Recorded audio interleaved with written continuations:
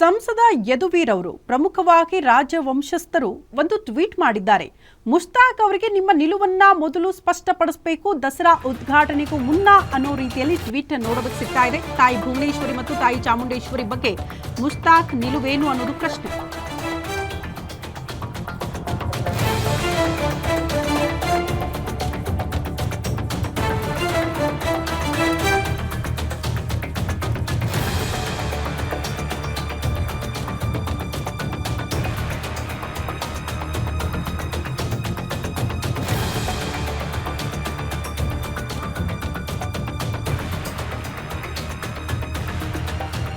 ತಾಯಿ ಭುವನೇಶ್ವರಿ ಮತ್ತು ತಾಯಿ ಚಾಮುಂಡೇಶ್ವರಿ ಬಗ್ಗೆ ಮುಷ್ತಾಕ್ ಅವರ ನಿಲುವನ್ನ ಮೊದಲು ಸ್ಪಷ್ಟಪಡಿಸಬೇಕು.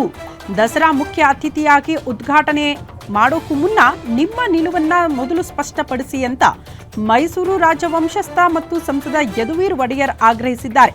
ಬಾನು ಮುಷ್ತಾಕ್ ಅವರು ಸಾಹಿತ್ಯ ಲೋಕದ ವಿಶಿಷ್ಟ ಬರಹಗಾರ್ತಿ, ಆದರೆ ಅವರು ಕನ್ನಡ ತಾಯಿ ಭುವನೇಶ್ವರಿ ಬಗ್ಗೆ ಮಾತನಾಡಿದ್ದಾರೆ. ದಸರಾ ಕೇವಲ ಸಾಂಸ್ಕೃತಿಕ ಕಾರ್ಯಕ್ರಮ ಮಾತ್ರ ಅಲ್ಲ, ಶಾಸ್ತ್ರ ಪುರಾಣಗಳಲ್ಲೂ ಕೂಡ ಇದರ ಬಗ್ಗೆ ಉಲ್ಲೇಖಗೊಂಡಿರುವ ಕಾರ್ಯಕ್ರಮ.